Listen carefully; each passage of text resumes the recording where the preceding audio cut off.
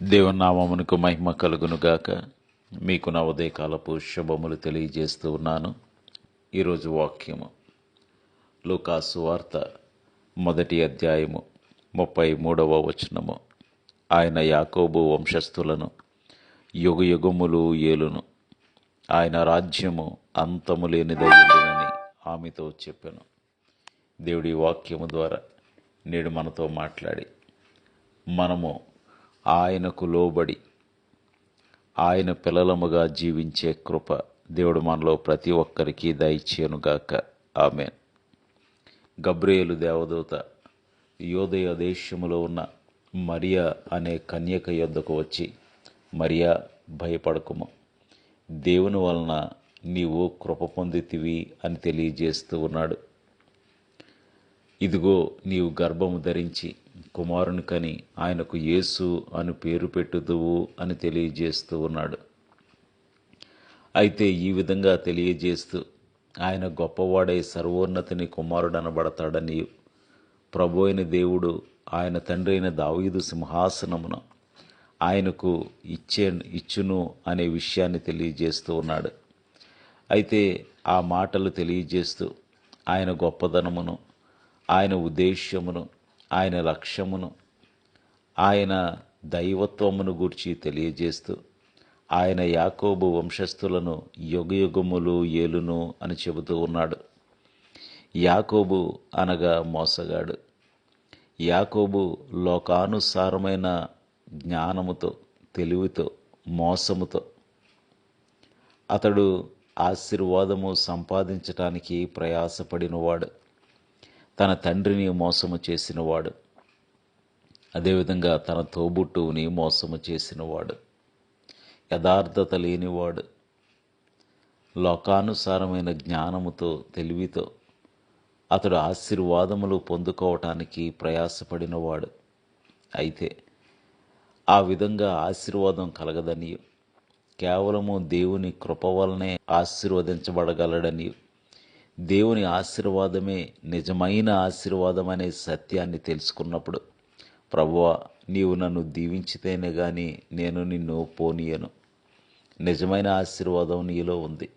అది తెలియక నేను నా అన్నను మోసం చేశాను, నా తండ్రిని మోసం చేశాను, నా తండ్రిని బాధ పెట్టాను, నా అన్నను బాధ పెట్టాను.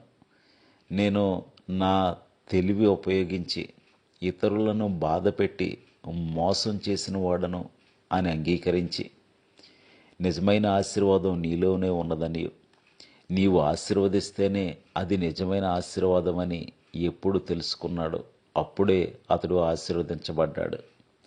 కాబట్టి ఇక్కడ ఏమని వ్రాయబడి ఉన్నది? యాకోబు వంశస్థులను యుగయుగములు ఏలును. యాకోబు ఒకప్పుడు లోకానుసారుడే, కానీ ఇప్పుడు ఆత్మీయుడు. ఎవరైతే లోకానుసారముగా మొదలుపెట్టి వారు యేసును తెలుసుకుని యేసు ద్వారానే నిత్యత్వం అనే ఆశీర్వాదం ఉంటుందని నమ్మిక ఉంచుతారు, యేసునందు విశ్వాసం ఉంచుతారు, ఆయన మధ్యాకాశమునకు రాగా ఎత్తబడాలని ఆశతో జీవిస్తారు, వారికి మాత్రమే ప్రభువు యుగయుగములు రాజు అయి ఉంటాడు. వారి జీవితాలలో, హృదయాలలో, కుటుంబాలలో, సంబంధ బాంధవ్యాలలో యేసు యొక్క రాజ్యము అంతము లేనిదై ఉంటుంది అని వ్రాయబడింది. ప్రియ సహోదరుడా, సహోదరి, దేవుడు నీకు ప్రభు అయితే, యేసు నీకు ప్రభు అయితే, ఆయన అధికారమునకు నీవు లోబడాలి. ఆయన రాజ్యము, ఆయన అధికారము నీ హృదయంలో, జీవితంలో, సంబంధ బాంధవ్యాలలో, కుటుంబంలో అంతము లేనిదై ఉన్నదా?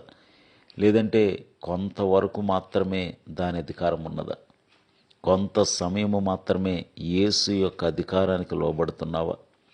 కొంత కాలము వరకు మాత్రమే ఆయన అధికారానికి లోబడుతూ ఉన్నావా?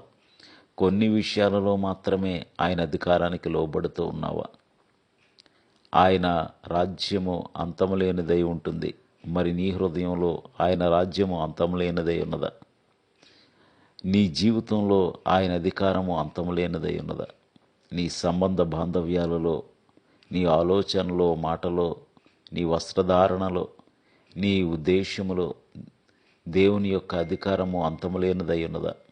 లేదంటే నీకు ఎంతవరకు కంఫర్టబుల్లో, ఎంతవరకు అనువుగా ఉంటుందో, ఎంతవరకు నచ్చుతుందో అప్పటి వరకు ప్రభువు మాటకు వాక్యమునకు లోబడిన వారై, ఎక్కడైతే ఇబ్బంది అవుతుందో, ఎక్కడైతే శ్రమ అవుతుందో, ఎక్కడైతే కష్టమవుతుందో అక్కడ దేవుని అధికారమునకు ఒప్పుకొనిన వారముగా మనం జీవిస్తూ ఉన్నామేమో.